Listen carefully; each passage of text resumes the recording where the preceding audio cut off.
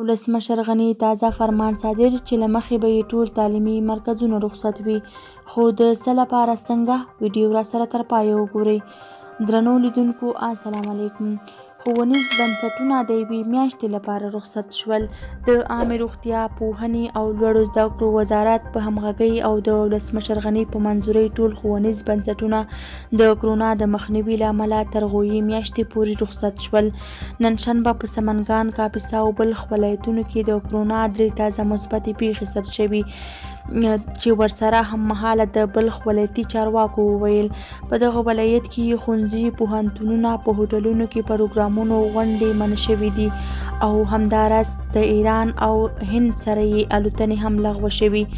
ولسمشر غني ویان صدیق صدیقي په خپل ټویټر باندې لیکلي دي چې د عامې روغتیا، پوهنې، لوړو زده کړو او اطلاعات او کلتور وزارتونو په وړاندیز او د ولسمشر غني په منظورۍ ټولې دولتي او خصوصي تعلیمي مؤسسې د وري میاشتې تر 10 نیټې پورې رخصت دي. دا په داسې حال کې ده چې تېره ورځ په اره کې د کرونا وایروس د مخنیوي په موخه د عبدالعلي مزاري د تلین لمانځغونډه هم لغوه شوې وه. هیره دې نه وي چې افغان کرکټ بورډ هم په تازه بیان کې له کرونا څخه د مخنیوي په پار لومړۍ درجه ولایتي سیالۍ وځنډولې.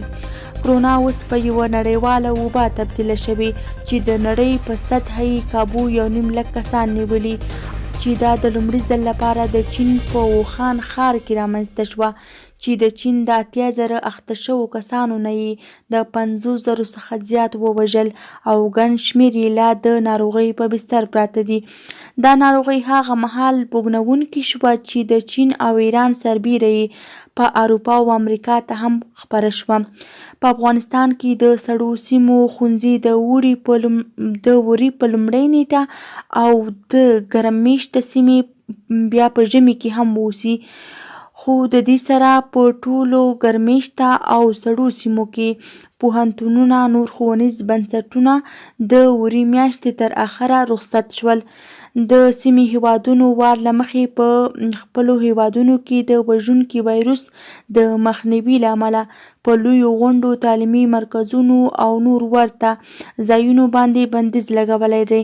ګاونډي پاکستان هم له افغانستان او ایران سره ټولې ځمکنۍ لارې تړلي. چین او ایران تور لګولی چې ګواکې دا یو ډول بیولوژیکي جګړه ده چې د مخالفو هیوادونو لخوا ترسره شوې ده. وړمه ورځ د ایران مشر خامنه‌ای او د امریکا د بهرنیو چارو وزیر مایک پومپیو ترمنځ هم د ټویټ له لارې د کرونا وایروس پر سر نیابتي جګړه خبرې ښکته او پورته شوې وې. ولسمشر غني په داسې حال کې د کرونا د مخنیوي لپاره روزنیز او تعلیمي بنسټونه رخصتوي چې عامو افغانانو حکومت پر بې پروایۍ تورن کاوه او ویل یې چې سیاسیون د خپلې څوکیو په ویش لګیا دي، خو د ولس غمخواري ترې هېره ده. هاخوا د ایران نه په بې ساري توګه د افغان مهاجرین راستنیږي، خو د هغوی د برخلیک لپاره تر دې دمه حکومت کوم غبرګون نه ده ښودلی.